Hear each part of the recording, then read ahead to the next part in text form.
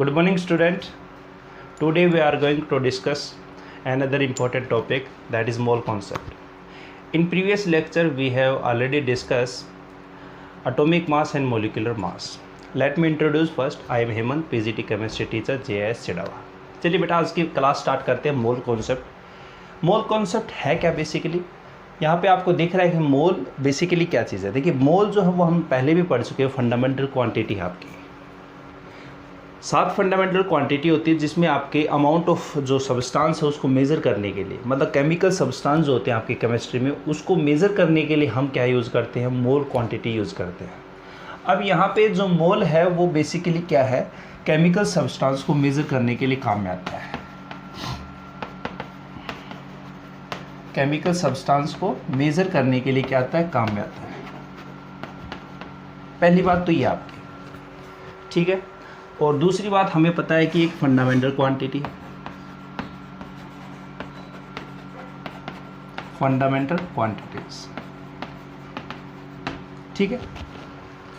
दो बातें हमें अभी तक पता है कि मोल आपका ये चीज़ें होता है.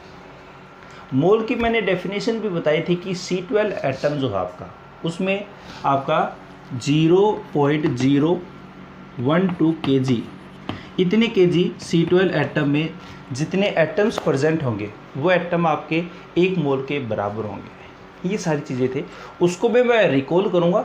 मैं आपको लेके चलता हूँ बिल्कुल बेसिक से, मोल क्या चीज़ है, ठीक है. तो आप देखिए, आप यहाँ पे मोल बेसिकली क्या चीज़, देखिए यहाँ पे अगर बात करूँ मैं, जैसे मैं कहूँ कि एक पेयर शूज़, एक जोड़ी जूते जो हैं वो बेटा आपका क्या है? कितनी जूतों को रिप्रेजेंट करता है? 2 को. मतलब एक पेयर जो है, 1 पेयर किसको रिप्रेजेंट करता है? 2 क्वांटिटी को रिप्रेजेंट करता है. हाँ या ना? अगर मैं कहूँ यहाँ पे डजन, एक डजन किसको रिप्रेजेंट करता है? 12. मतलब अगर मैं कहूँ 2 दर्जन केले ले लो, 2 दर्जन मतलब उसमें 24 केले होंगे. तो यहाँ पे एक डजन जो वो कितनी क्वांटिटी को रिप्रेजेंट करता है? 12. इसलिए यहाँ पे आपका एक मोल जो है वो कितनी क्वांटिटी को रिप्रेजेंट करता है? वो करता है 6.023 × 10⁻23.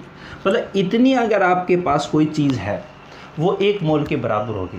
मतलब यहाँ पे 6.023 × 10⁻23. सपोज कीजिए अगर आपके पास इतनी पेंसिल है, इतने पेन हैं, इतनी कार है, इतनी बाइक है, ठीक है.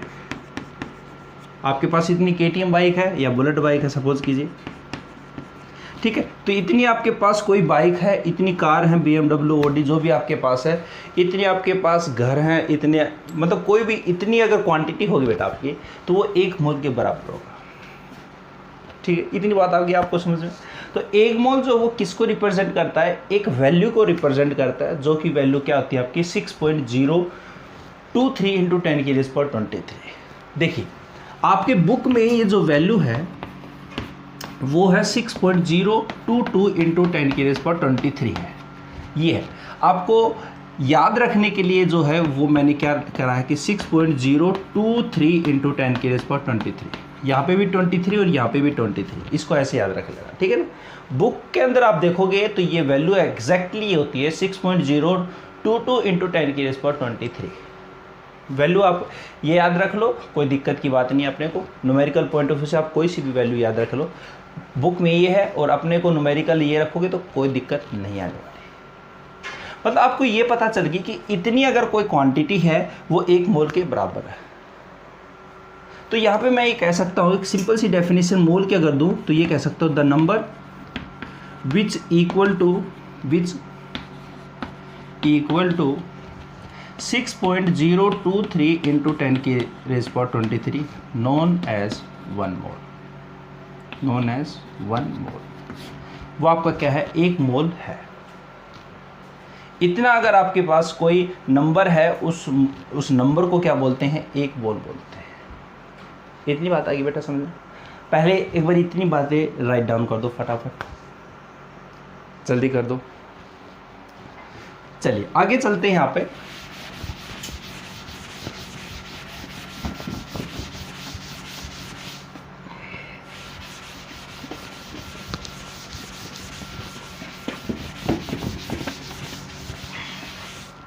चलिए, तो आपको ये पता चलेगी कि आपको 6.023 इंटू 10⁻23 अगर इतनी वैल्यू है आपकी, तो वो आपकी क्या होगी, 1 मोल के बराबर होगी।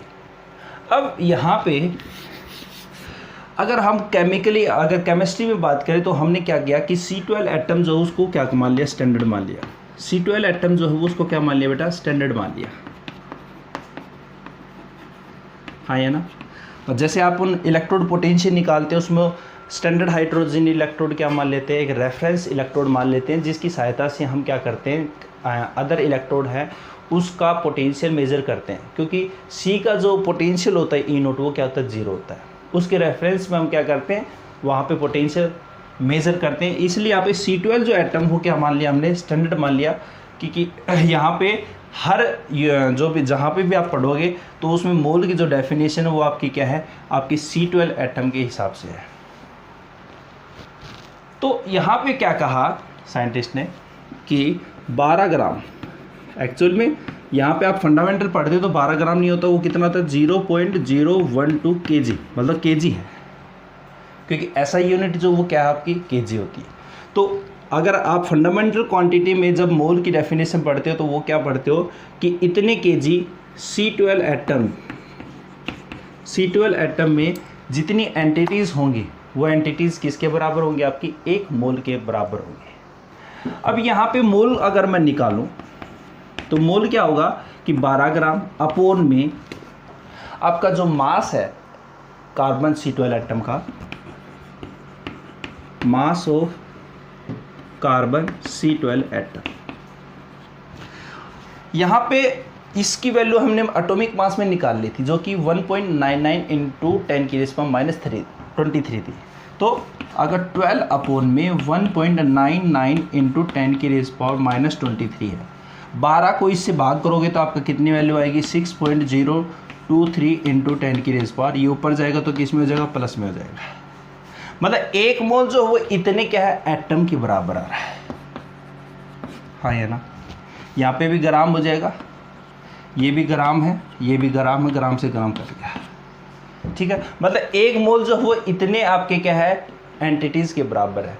मतलब हमने ये देखा कि C12 जो आपका यहाँ पे एक एटम है, जो कार्बन एटम है, उसके अंदर इतने एटम्स प्रेजेंट है, कितने में, 12 ग्राम में। 12 ग्राम में इतने एटम कार्बन के प्रेजेंट हैं जो कि आपके 1 मोल के बराबर है। हाँ ये ना, आई बात इतनी। चलिए, तो हम क्या डेफिनेशन बनाएंगे अब, द एंटिटीज़ में एटम भी हो सकते हैं, यहाँ पे तो एटम ही होंगे, क्योंकि यहाँ पे आपका C12 एटम के बारे में बात करें, अगर कोई मॉलिक्यूल है तो उसमें मॉलिक्यूल भी हो सकते हैं, कोई पार्टिकल हो सकते हैं, कोई आयन हो सकते हैं, इलेक्ट्रॉन हो सकते हैं, प्रोटॉन हो सकते हैं, न्यूट्रॉन हो सकते हैं। तो एंटिटीज़ जो हो आपके एटम भी हो जाएंगे, मॉलिक्यूल भी होंगे, प्रोटॉन, इलेक्ट्रॉन, न्यूट्रॉन, कोई भी आयन्स आपके। तो the entities which equal the entities which present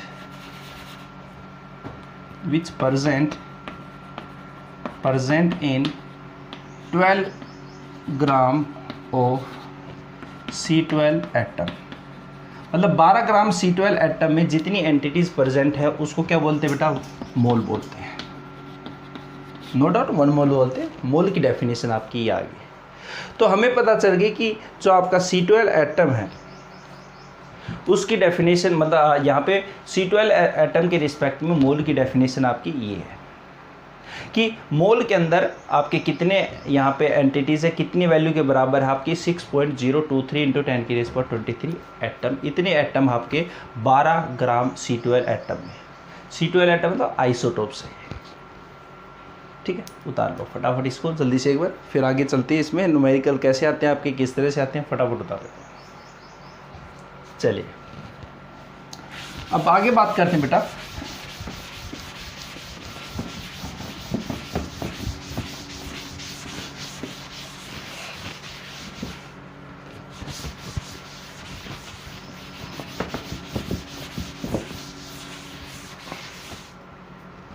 देखिए, अगर आप यहाँ पे मोल कॉन्सेप्ट की ओर बात करते हो तो यहाँ पे जो आप फॉर्मूले हो, एक तो फॉर्मूले हैं, एक है यूनिटरी मेथड। दोनों तरीके से मैं आपको बताता हूँ, जो भी आपको तरीका अच्छा लगे वो बेस्ट है, आप जैसे भी देखना। क्योंकि अभी बच्चे जो हैं वो मोस्टली 90% आपका फॉर्मूले से करते हैं, क्योंकि उनका फॉर्मूला ही ट्रेडिशन रखते हैं यहाँ पे। पर यूनिटरी मेथड जो है वो बेस्ट है, मैं अगर ओपिनियन दूँ तो।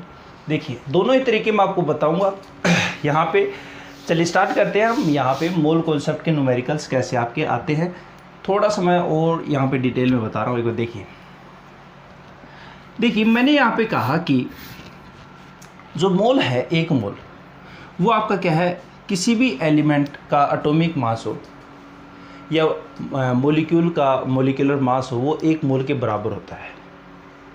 तो यहाँ पे जो एटॉमिक मास है या फिर आपका मॉलिक्यूलर मास है, वो किसके बराबर होता है, एक मोल के बराबर होता है। मतलब कहने का अर्थ क्या है इसका, देखिए अगर जैसे यहाँ पे बात करूँ मैं कार्बन की, कार्बन की अपन ने क्या की कि कार्बन का एटॉमिक मास कितना बेटा, ग्राम एटॉमिक मास कितना है, 12 ग्राम, यही तो है। तो यहाँ पे 12 ग्राम, मतलब 12 ग्राम में एक मोल है आपका, हाँ या ना। 12 ग्राम एक मोल के बराबर है, आपको अभी अपन ने निकाला है। इसी तरह से ऑक्सीजन, ऑक्सीजन कितना आपका 16 होता है, बिल्कुल 16 ग्राम। तो 16 ग्राम जो वो कितने के बराबर होगा, एक मोल के बराबर होगा ये भी। अगर मैं नाइट्रोजन की बात करूं तो नाइट्रोजन कितना था, 14 ग्राम। तो 14 ग्राम जो है वो कितने के बराबर होगा आपका, एक मोल के बराबर होगा। आ रही बात समझ में इतनी। मतलब यहाँ पे अपन ने निकाला है कार्बन का, इस तरह से ऑक्सीजन का, मतलब यहाँ पे कोई भी एटॉमिक मास हो किसी भी एलिमेंट का, वो एक मोल के बराबर होगा। अब यहाँ पे जो है हमें पता चल गया कि 12 ग्राम एक मोल के बराबर है, मतलब आपका कोई भी एटॉमिक मास हो एक मोल के बराबर होगा। और एक मोल कितने के बराबर होता है, कितनी वैल्यू होती है एक मोल, एक मोल अभी बात किया अपन ने कि एक मोल सर 6.023 इंटू 10⁻23 है।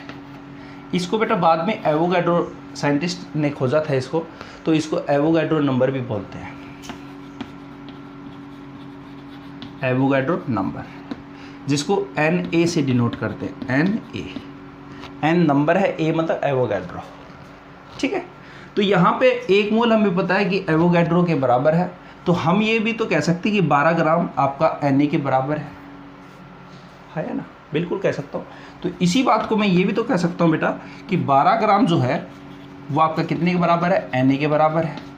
इसी तरह से इसको भी तो ये कह सकता हूँ कि 16 ग्राम जो है आपका वो कितने के बराबर है, Na के बराबर है। बोल दो। अगर मैं यहाँ पे कहूँ बेटा कि 14 ग्राम जो है वो कितने के बराबर है, Na के बराबर है, क्योंकि हमें पता है कि एक मोल जो है वो कितने के बराबर है, इतने के बराबर है। तो यहाँ पे एक मोल की वैल्यू अगर यहाँ पे पुट करो तो मैं ये भी तो कह सकता हूँ कि 12 ग्राम इतने के बराबर है, 16 ग्राम इतने के बराबर है, 14 ग्राम इतने के बराबर है। इसी तरह मोलिकुलर मास के रिस्पेक्ट में हो जाएगा, क्योंकि मोलिकुलर मास भी आपका एक मोल के बराबर है। एक बार ये फटाफट राइट डाउन करो एक बार, चलिए।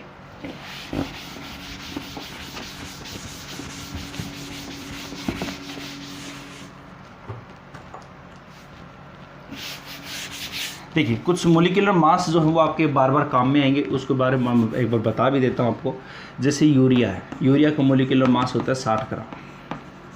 ग्लूकोज है, ग्लूकोज का मोलिकुलर मास होता है बेटा 180 ग्राम, ठीक है। और सुक्रोज है, सुक्रोज का 342 होता है, ठीक है। H2O वाटर, वाटर का है 18 ग्राम।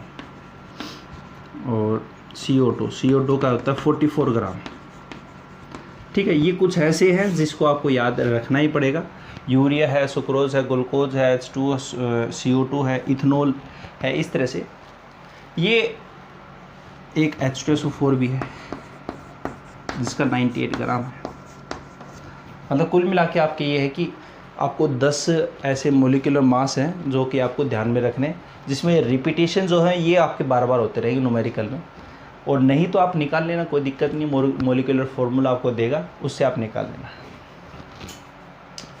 देखिए अब मैंने यहाँ पे एटॉमिक मास का फंडा बता दिया। मोलिकुलर मास, मोलिकुलर मास क्या है कि 60 ग्राम जो यूरिया है, मोलिकुलर मास इतना है कि 60 ग्राम जो यूरिया है आपका वो कितने के बराबर बेटा, 1 मोल के बराबर है, हाँ या ना।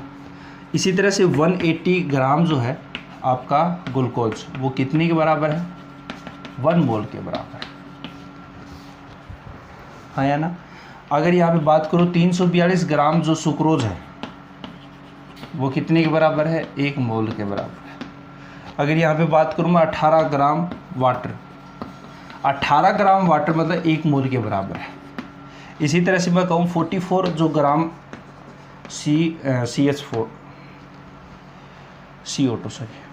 CO2 कितने के बराबर है, 1 मोल के बराबर है। मतलब 1 मोल कितने के बराबर है, 1 मोल आपका एवोगैड्रो के बराबर है यहाँ पे, और 1 मोल कितने के बराबर है, एवोगैड्रो के बराबर है। तो मैं ये कह सकता हूँ कि आपका 60 ग्राम जो वो कितने के बराबर है, Na के बराबर है। इसी तरह से इसमें कह सकता हूँ कि 180 ग्राम जो है वो आपका Na के बराबर है, हाँ या ना। इसी तरह से 342 जो ग्राम है वो कितने के बराबर बेटा, Na के बराबर है। इसी तरह से 18 ग्राम जो है वो आपका कितने के बराबर है, Na के बराबर है।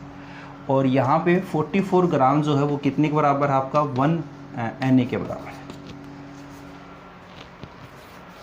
आ रही बात समझ? तो मतलब आपको ये बात ध्यान में रखनी, बस इतनी सी, यही आपका फॉर्मूला है, इससे ही फॉर्मूला बनाऊंगा मैं, और यही आपका यूनिटरी मेथड है। बेटा यूनिटरी मेथड क्या होता है, देखिए जैसे 10 रुपये किलो टमाटर है और आपकी मम्मी ने कह दी कि 5 किलो टमाटर लेके आना है, तो कितने रुपये दोगे, 50, बस ये है यूनिटरी मेथड। और क्या है, अगर वो कह दे कि भाई यहाँ पे 60 ग्राम आपके पास 1 मोल है तो 120 ग्राम में कितने होंगे, 2 मोल होंगे भाई। 30 ग्राम यूरिया में कितने होंगे, आधा मोल हो जाएगा, बस। आ रही है ना। अगर वो कह दे कि भाई आपके पास यहाँ पे सपोज कीजिए, इसका भी मैं यहाँ पे कर दूँ, सपोज कीजिए आधा होगा 30 का आधा 15 कितना होगा, 15 मतलब 1/4 हो जाएगा भाई। पहिया कह दो आप कि पहिया आपके पास क्या हो जाएगा, मोल हो जाएगा। तो यहाँ पे कुल मिला के आपको यहाँ पे ये फंडा है कि 60 ग्राम यूरिया में 1 मोल है आपके पास। अगर वो कितना भी कह दे तो उसमें आप निकाल सकते हो आराम से, ठीक है ना। ये आप फटाफट एक बार उतारो, इसी से फॉर्मूला बनाएंगे, फॉर्मूला भी इससे ही बनेगा आपका।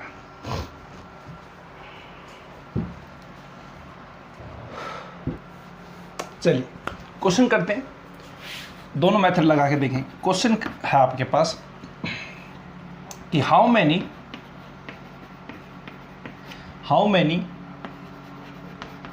moles are present in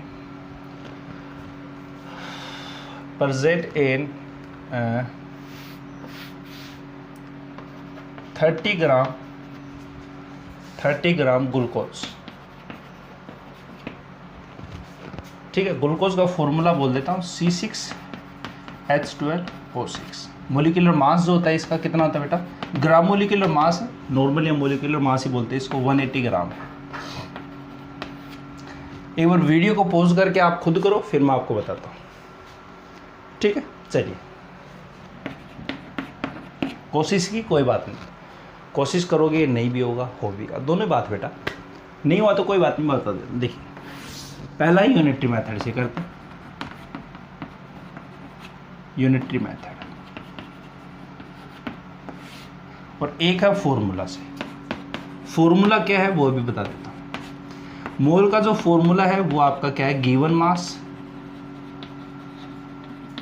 upon में मोलिकुलर मास, ठीक है।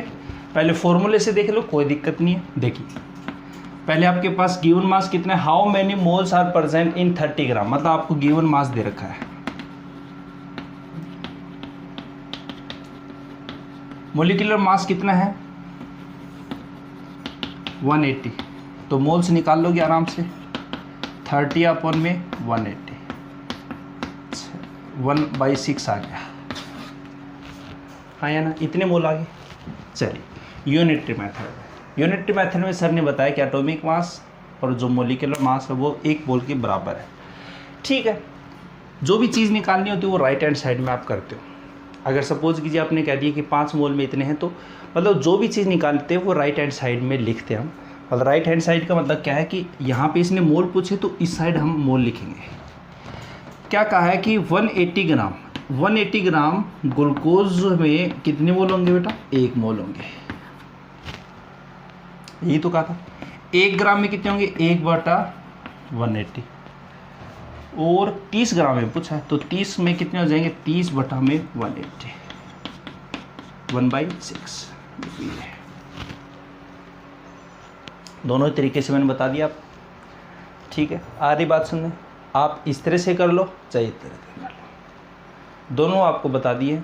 ये फॉर्मूला है और ये यूनिटरी मेथड जो आप घरेलू यूज़ करते हो, सब्जी वाला जो भी है आपका मेथड, तो यहाँ पे दोनों तरीके हैं आपके पास, दोनों उतार लो फटाफट। क्वेश्चन देता हूँ उसके बाद फटाफट करवाओ।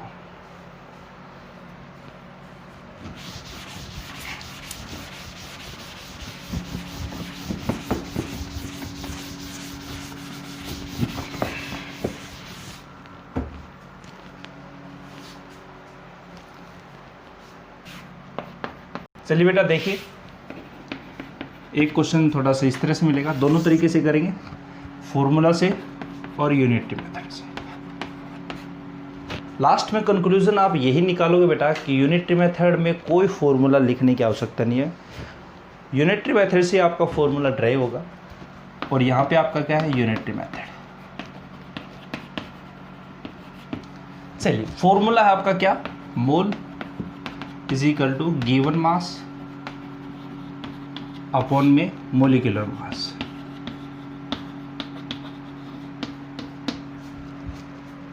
चलिए पहले इसी से देख लो। आपको क्वेश्चन क्या कह रहा है कि how many grams are present in 5 mole of urea. 5 mole urea में कितने ग्राम्स प्रेजेंट हैं? ठीक है भाई, मोल दे रखे 5 इज इक्वल टू 60 और ये आपके गिवन मास पूछा है। तो गिवन मास क्या हो जाएगा आपका? 300 ग्राम हो जाएगा। ठीक है, यूनिटरी मेथड देखिए। यूनिटरी मेथड में क्या कहा था कि एटॉमिक मास और मोलिकुलर मास 1 मोल के बराबर होता है और जो भी चीज़ निकालनी होती है उसको राइट हैंड साइड में लिखते हैं। ये तो अपने को पता है। अब यहाँ पे ग्राम पूछा है तो यहाँ पे अपने को ग्राम उस साइड लिखना है। तो 1 मोल यूरिया में कितने ग्राम प्रेजेंट है? 60 ग्राम। तो भाई 5 में कितने होंगे? 5 मोल यूरिया में कितने हो जाएंगे? गुणा कर दो, 300 ग्राम। बस यूनिट मेथड ही हो गया आपका। आई बात सुनिए, मैं कुछ क्वेश्चन दे रहा हूँ आपको होमवर्क के लिए, आपको बताना है फटाफट उसको। एक बार राइट डाउन कर लो इसको जल्दी से।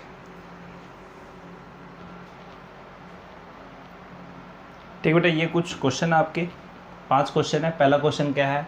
How many moles are present in 15 gram of sucrose. How many particles. Particles आपके यहाँ पे हमें पता है कि कितने आपके ग्राम 1 मोल के बराबर है और वो कितने के बराबर होता है? आपका एन पार्टिकल्स के बराबर होता है। तो आपको पार्टिकल्स निकालने 20 ग्राम यूरिया में। How many moles are present in इतने पार्टिकल्स। कितने पार्टिकल्स यूरिया में कितने होंगे आपके? How many grams are present in 3.5 gram of ethanol. इतने मोल में कितने ग्राम्स प्रेजेंट होंगे? और लास्ट क्वेश्चन आपका, how many moles are present in 12 gram of CH4। ठीक है, 5 क्वेश्चन आपको ट्राई करना है। मेरे हिसाब से आप 1 और 2 और 3 क्वेश्चन आराम से कर सकते हो। 2 क्वेश्चन फिर भी आपके लिए लेवल है अच्छा, ट्राई करना। नेक्स्ट वीडियो में इनको बिल्कुल बताएंगे। वीडियो अच्छा लगे तो लाइक करके जाओ और चैनल को सब्सक्राइब करो। Thank you.